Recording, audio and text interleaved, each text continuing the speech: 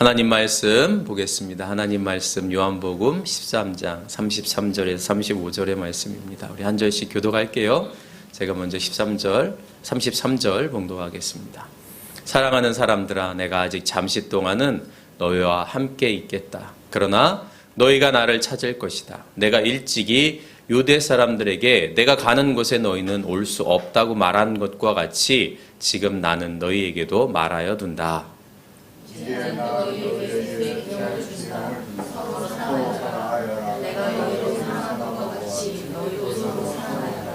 함께 봉독합니다. 너희가 서로 사랑하면 모든 사람이 그것으로서 너희가 나의 제자인 줄을 알게 될 것이다. 아멘. 한 소년이 있었습니다. 이 소년은 아버지의 사랑을 특별하게 많이 받은 소년입니다. 아버지의 사랑을 받을 때마다 형제들이 많이 있었는데 내가 특별한 아이구나 이런 생각을 많이 갖게 되죠. 특별히 이 소년은 꿈을 잘 꿨습니다. 그 꿈을 꿀 때마다 하나님이 나를 정말 사랑하시는구나. 나는 하나님의 특별한 사람이구나. 이런 생각을 갖게 됩니다. 그 중에 특별한 꿈이 있었는데 그 꿈 중에 하나는 밭에 있는 그 곡식단이 형제들이 이렇게 쌓아놓은 곡식단이 자기가 쌓은 곡식단에게 절하는 꿈을 꾼 거예요. 그 꿈을 이렇게 생각하면서 입가에 미소가 지어집니다. 또 어느 날은 이런 꿈도 꾸었습니다. 해와 달과 별들이 자신에게 절하는 꿈. 심상치 않은 꿈이죠. 특별한 꿈입니다. 아마 이런 꿈을 꾸면 하루 종일 기분이 좋지 않을까 이런 생각을 가져봅니다. 그는 자라면 자랄수록 나는 특별한 아이야 이런 생각을 가졌습니다. 이 아이가 누구일까요? 요셉입니다. 요셉. 꿈꾸는 요셉. 그런데 우리가 잘 아는 것처럼 그 요셉이 형제들에 의해서 어디로 팔려가요? 애굽으로 팔려갑니다. 여러분, 애굽으로 팔려간 요셉의 마음이 어땠을까요? 여전히 나는 특별한 사람이라고 생각했을까요? 하나님이 보여준 그 꿈들이 그렇게 심상치 않은 꿈들인데 누구나 꿀 수 없는 꿈인데 내가 애굽의 노예로 팔려간 것. 아마 애굽에 팔려갈 때 요셉은 어떤 사람들보다 절망하지 않았을까 그런 생각을 갖습니다. 이 이야기의 끝에 우리가 잘 아는 것처럼 형들이 총리가 되어진 요셉에게 찾아오죠. 생각 같아서는 자기를 팔아버린 이 형들 가만두지 않겠다. 그런 마음을 품을 만도 한데 요셉은 그렇지 않습니다. 그 형들 앞에서 이렇게 고백하죠. 나를 이곳에 보는 분들은 형들이 아닙니다. 하나님이십니다. 하나님의 자녀를 살리기 위해서 나를 먼저 이곳에 보내주셨습니다. 여러분이 이 요셉의 이야기는 자기가 특별한 존재라고 여겼던 한 소년이 자기가 아무것도 아니라고 한 사실을 깨닫는 성장 이야기라고 볼 수 있습니다. 우리들 가운데서도 보면 나는 특별한 사람이야. 나는 특별한 능력을 가졌어. 이런 사람들이 있죠. 그러나 예수를 믿게 되면 우리가 신앙의 깊이를 더하면 더할수록 내가 아무것도 아니구나. 이런 생각을 갖게 됩니다. 1945년 3월 16일 날 금산에 아주 특별한 아이가 태어났습니다. 얼마나 특별하냐면 그가 6남 1녀 중에 3남이었는데요. 11살에 예수님의 음성을 들었습니다. 15살 때는 그 안에 그 폐광들이 있었나 봐요. 거기 가서 막 기도를 합니다. 그리고 대둔산에 가가지고 기도를 하면서 하나님께서 들려주시는 음성을 들었어요. 너는 선생의 선생을 가르치는 선생이 되어라. 이런 음성을 들었대요. 혹시 이런 음성 들어본 적 계세요? 이 사람이 자라서 누가 되어졌냐? 정명석이 되어졌습니다. JMS라고 하는 교주. 아주 특별한 예언을 받은 이 사람이 문제적으로 아주 특별한 사람이 되었던 것이죠. 아주 가난한 소년이 있었습니다. 너무나 가난해가지고 형제가 많으니까 예전에는 부모님이 먹여 살리지 못하니까 어떻게 하느냐? 이 자녀들을 뭐 친척이든지 아니면 자기가 아는 사람들한테 이렇게 보내가지고 때로는 뭐 우리 그런 아마 청소년들은 잘 모를 때 식모, 그렇죠? 가서 허드렛 일 하게 하면서 거기서 먹고 자면서 그렇게 살게 했던 거죠. 이 소년도 그랬습니다. 그래서 먼 지인의 집에 보내가지고 거기서 머슴살이를 했어요. 그리고 한국전쟁이 일어났습니다. 한국전쟁이 일어난 다음에 아버지와 함께 살면서 농사를 짓고 있는데 환상 중에 3일 동안 큰 밝은 별이 이 아이의 주위를 맴도는 거예요. 아버지도 그것을 보았다고 전해집니다. 이 사람이 커서 누가 됐느냐? 특별한 이만희가 되었습니다. 여러분, 제가 요셉도 이야기하고 정명석도 이야기하고 이만희도 이야기했습니다. 얼마나 특별한 사람들입니까? 그 특별한 사람들이, 특별히 정명석, 이만희는 요셉과 다르게 나는 특별한 사람이 아니구나라고 하는 깨달았던 요셉과는 다르게 여전히 지금도 자기가 메시아라고 특별한 사람이라고 사람들한테 이야기하면서 거짓된 일을 꾸미고 있죠. 예언자 중에 에레미야가 있습니다. 그는 소명을 받을 때 성경에 보면, 에레미야서에 보면 이렇게 얘기해요. 내가 너를 모태에서 짓기도 전에 너를 선택하고 내가 태어나기도 전에 너를 거룩하게 구별해서 문민족에게 보낼 예언자로 세웠다. 여러분, 얼마나 에레미야가 특별한 사람입니까? 모태에도 짓기도 전에, 그러니까 정자와 난자가 딱 만나가지고 세포 분열을 일으켜서 아이가 딱 이렇게 되기도 전에 내가 너를 선택했다. 그리고 구별해서 예언자로 삼았다. 여러분, 에레미야의 삶이 어떻습니까? 예언 활동을 하면서 구덩이에 빠지고, 그렇죠? 감옥에도 들어가고, 고향 사람들이 이 에레미야를 핍박하는. 여러분의 자녀가 그런 삶을 살겠다고 하면 그래, 기꺼이 그런 삶을 살아라. 여러분, 이렇게 얘기하겠습니까? 마음으로는 그럴지 모르겠지만 입으로는 그렇게 떨어지지 않을 거예요. 여러분, 선택되어지고 또 하나님이 구별해서 세운 사람들, 그런 사람들의 삶을 생각해 보세요. 모진 고난과 아픔과 또 고통 속에 에레미야도 주님 저 죽여주십시오. 도저히 사명 감당하기 어렵습니다. 하나님께 몸부림쳤던 예언자입니다. 그를 특별한 능력이 있어서 세웠나요? 그가 무슨 특별한 힘이 있었습니까? 여러분, 제자들을 생각해 보세요. 제자들이 무슨 특별한 사람입니까? 제자들의 직업을 보면 어부였고 세리였고 아무것도 아닌 사람들이었습니다. 뭐 당시에 뭐 지금처럼 예를 들면 뭐 법관이나 뭐 검사나 의사나 또는 뭐 특별한 능력이 있는 예지력이 있거나 이런 사람들을 세운 게 아니에요. 아주 평범한 사람들이었습니다. 그리고 그들이 보이는 모습을 보면 예수님이 얼마나 답답하셨을까 싶을 정도로 예수님이 하는 사역을 이해를 못했습니다. 계산적이었고요. 그리고 자리다툼하고요. 예수님이 십자가에 달리실 때 다 도망가고 배신하고 특별한 사람들이 아니었다고 하는 겁니다. 뭔가 특별한 능력이 있어서 예수님이 딱 뽑았던 사람들이 아니었다라고 하는 거예요. 사랑하는 남교회 성도 여러분, 우리는 특별하기 때문에 구별된 존재가 아니라 구별된 존재로 살아가기 때문에 특별한 존재입니다. 나는 특별해. 저 사람들하고는 달라.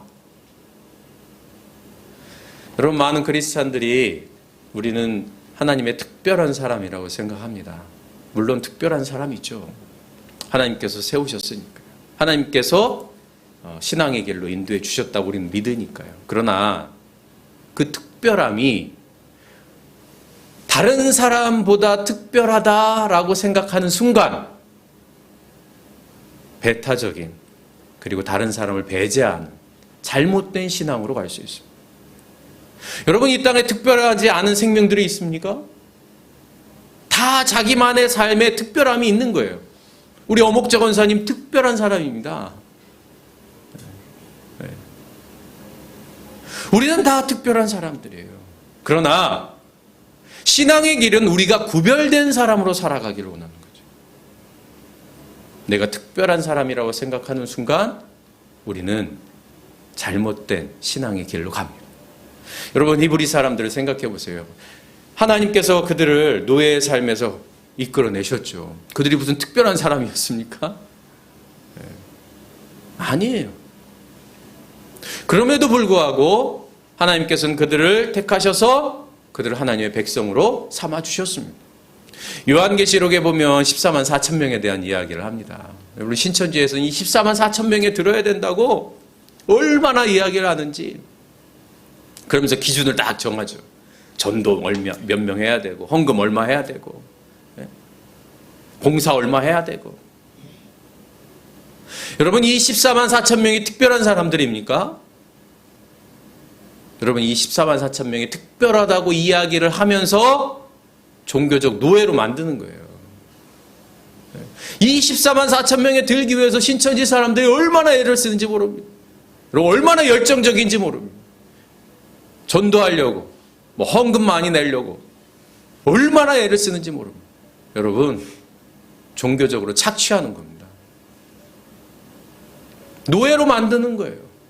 이것을 분별하지 못하면 너는 특별해, 너는 대단해, 너는 하나님이 아주 딱 선택한 사람이야 라고 이야기를 하면서 가스라이팅 하는 겁니다. 이거 분별하지 못하면요, 우리는 신앙의 노예가 되어지고 하나님의 일꾼이 아니라 그 사람의 노예가 되어지는 거예요. 이것을 분별하지 못해서 지금 한국교회가 얼마나 어려움에 당하고 있습니까? 그래서 바울은 로마서 12장에서 이렇게 말하면, 우리 같이 읽습니다. 시작. 여러분은 이 시대의 풍조를 본받지 말고 마음을 새롭게 함으로 변화를 받아서 하나님의 선하시고 기뻐하시고 완전하신 뜻이 무엇인지를 분별하도록 하십시오. 하나님의 선하시고 기뻐하시고 온전하신 뜻, 어떤 것이냐? 이것을 분별하지 못하면 우리가 하나님을 믿는다고 하면서 실제로는 우상을 섬기는 것과 다르지 않은 삶을 살고 있습니다. 여러분, 나는 안 그렇겠지, 나는 괜찮겠지, 나는 분별할 수 있어. 여러분, 그렇게 생각하지 마세요. 나는 특별해. 여러분, 그런 생각이 큰 문제를 일으킵니다. 여러분, 독일이 1차 세계대전을 일으켰잖아요. 1차 세계대전을 일으키고 패했습니다. 졌습니다. 전쟁 배상금을 내야 돼요. 전쟁 피해를 입힌 나라에게 배상금을 줘야 돼요. 그런데 돈이 없잖아요. 그래서 1차 세계대전 이후에 독일이 아주 힘들었습니다. 대공황이 일어나고요. 저게 지금 쌓여져 있는 게 뭐냐면 돈입니다. 인플레이션이 일어나가지고, 예를 들면 예전에는 1,000원으로 살 수 있는 거를 100만 원 주고 사야 돼요. 그러니까 막 돈 보따리를 가지고 뭘 사야, 뭘 해야, 예를 들면 배추 한 포기 살 수 있는 거예요. 저걸 지금 태우고 있는 거예요. 인플레이션이 일어나죠. 그러니 어떡합니까? 사람들 직업도 없죠. 살아가기 힘들죠. 이런 사람들의 마음을 파고든 세력들이 있었는데 그 사람들이 누구냐면 바로 나치입니다. 나치. 이 사람들이 어떻게 얘기하느냐? 게르만 민족은 특별한 민족이다. 우리가 왜 패했느냐? 힘이 없어서다.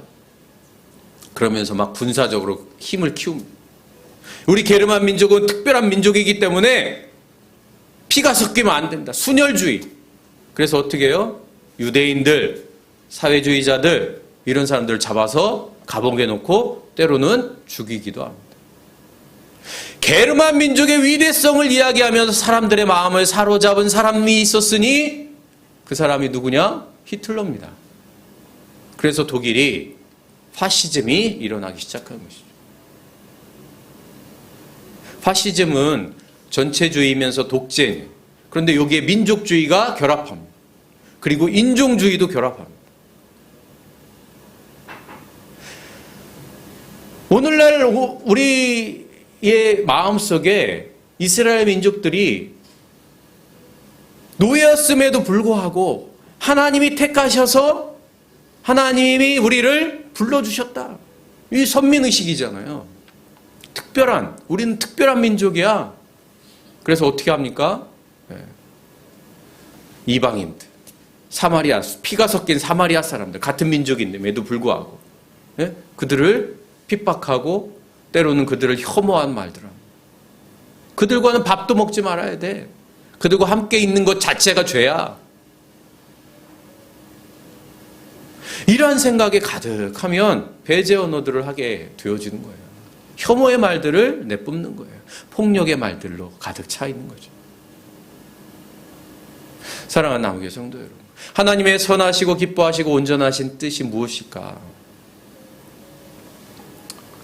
그럼 한 방송인이 라디오에 나와가지고 넌센스 퀴즈를 내는 거예요. 박정희 대통령하고 유경수 여사하고 싸운다고 하는 것을 세 글자로 이야기하면 뭘까요? 그럼 뭘까요? 아무도 얘기 못하니까 이 사람이 코미디언인데 이렇게 얘기합니다. 육박전이다.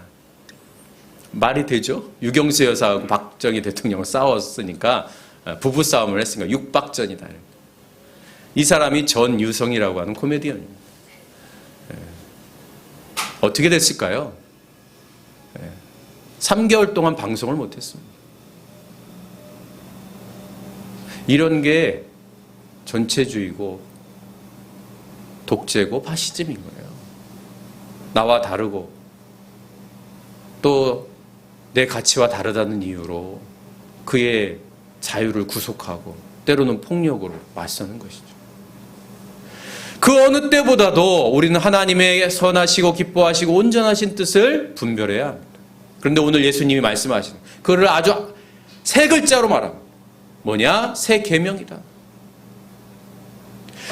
하나님께서 우리에게 주고자 하시는 것은 새 계명이다. 율법학자가 예수님께 와서 제일 큰 계명이 뭡니까? 하나님을 사랑하고 이웃을 내 몸과 같이 사랑하라. 사랑이에요. 새 계명이 뭡니까? 사랑입니다. 그러면서 예수님께서 말씀하시죠. 유대 사람에게 내가 가는 곳에 너희는 올 수 없다. 왜 유대인들은 예수님이 있는 곳에 갈 수 없습니까? 그 이유는 분명합니다. 왜냐하면 그들의 선민의식이 배타적인 생각으로 가득 차 있기 때문이에요. 예수님은 사랑의 자리에 계십니다. 예수님은 함께하는 자리에 계십니다. 예수님이 계신 곳은 서로 사랑하고 포용하고 화해하는 곳에 계십니다. 그러니 서로 배타적이고 혐오하고 폭력적인 언사들로 죄인들을 미워하는 사마리아 사람, 이방인 사람들, 혐오하는 유대인들이 어떻게 예수님과 함께 할 수 있겠습니까? 예수님이 그들을 거부한 것이 아니라 그들이 예수님을 거부했기 때문이에요. 그들에게 예수님은 새 계명을 너에게 주노라 라고 말씀하십니다. 사랑의 계명. 너희들은 서로 다르겠지만 때로는 마음속에 미움도 있고 다툼도 있고 시기하는 마음도 있겠지만 그러나 사랑해야 한다. 함께 해야 한다. 여러분 살아가면서 다른 이들을 한 번도 미워해 본 분 계신가요? 저 사람하고는 도저히 있을 수 없어. 그럼 그런 분들 있잖아요. 그러나 우리는 그때 기도해야 하죠. 하나님 내 마음속에 이런 마음이 있습니다. 솔직히 밉습니다. 그러나 주님 이 시간 저에게 새 계명을 주십시오. 그래서 내 마음에 미워하는 마음이 사라지게 하시고 사랑으로 충만하게 해주세요. 여러분 이것이 구별된 자로 살아가는 사람의 모습이죠. 여러분 로마 시대에 전염병이 막 돌았습니다. 흑사병이 돌았어요. 사람들이 막 죽습니다. 여러분 전염병 생기면 어떡합니까? 격리잖아요. 격리. 함께 할 수 없잖아요. 그런데 함께하는 사람들이 있었습니다. 바로 기독교인들이었습니다. 초대교회 교인들, 그들은 로마에 전염병이 생겼을 때에 어떻게 했느냐? 그들의 상처를 씻어주고 전염병으로 인해서 죽은 사람들의 장례를 치러줬습니다. 2차 전염병이 생겼을 때 많은 이교도인들은 도망가거나 때로는 전염병에 걸린 사람들을 혐오하고 그들을 내쳤습니다. 그런데 기독교인들은 어떻게 합니까? 그들을 데리고 와서 먹여주고 그들의 장례를 치르고 그들과 함께 했습니다. 그러다 전염병에 걸려 죽기도 했습니다. 이것이 로마 시대의 기독교인들이 했던 일입니다. 그들은 신앙의 힘으로 하나님의 선택된 백성이라고 하는 특권의식이 아니라 오히려 구별된 자로서의 삶을 살기 위하여 사랑을 실천했던 것이죠. 자기를 희생했던 것이죠. 자신의 생명을 기꺼이 내어 놓았던 것입니다. 최근에 손현보 목사 유명하죠. 이 사람이 유명하게 된 계기가 있습니다. 바로 코로나 팬데믹 때문에. 부산에 있는 세계력교회가 이 대면 예배를 드릴 수 없게 정부에서 이렇게 조치를 하니까 이 손현보 목사가 어떻게 했느냐. 우리는 받아들일 수 없다. 교인들 교회로 모이게 해가지고 예배를 드렸습니다. 그러니까 정부에서 폐쇄 명령을 내렸어요. 여러 번 그랬습니다. 그러니까 점점점 언론에 나오고 유명해지기 시작한 거예요. 그런데 이 손현보 목사 마음속에 어떤 마음이 드냐. 이렇게 이야기합니다. 하나님은 예배를 기뻐하시는 분이다. 예배를 방해하는 사람은 악한 세력이다. 그러면서 그들은 빨갱이고 공산주의자다. 그러면서 손현보 목사가 소위 말하는 기독교 극우 세력의 중심에 점점점 서게 된 거예요. 여러분, 로마 시대의 전염병에 걸렸던 그 수많은 사람들이 그들의 상처와 아픔과 그들의 질병을 돌보고 그들을 위해서 기꺼이 자신의 생명을 내어놓던 모습과는 너무나 다른 모습.